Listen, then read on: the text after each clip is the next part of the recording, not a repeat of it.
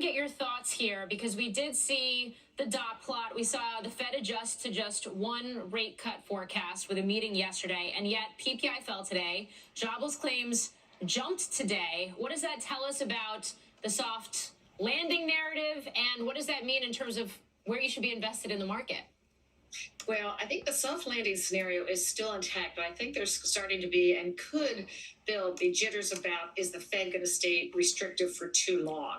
I think the jobless claims, if we see more of those are volatile week to week. We did have the strong payroll numbers, but we're seeing other indications, whether it's the JOLTS numbers, fewer openings. It's now back to sort of one-to-one job openings for job seekers where it was pre-pandemic. So there's lots of information coming in about that jobs are softening, but we are still fine.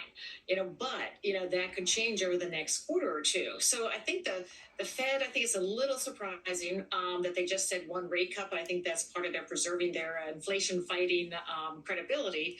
And I think that we will start to hear different things if we have another good inflation print in July and then in August, leading up to that September meeting. So I think, and you saw today all around the street, economists, strategists are increasing their targets in terms of number of rate cuts, now 2, sometimes 3. So I think what it means, the bull market is intact. As Brooke said, the market on the surface is expensive at 21 times earnings, but as we know, that's a handful of stocks who really, if you take that out of the S&P, it's a lot cheaper. And the question now is breadth. And I think it's probably a little too early for the breadth because it's been back and forth, this rotations into cyclicals, into this and that, because we were waiting for the rate cut. And so I think that a lot of investors will wait until we're much closer in terms of visibility on a rate cut. Okay. So I think, we're in the tech and growth stocks and yeah, given all that.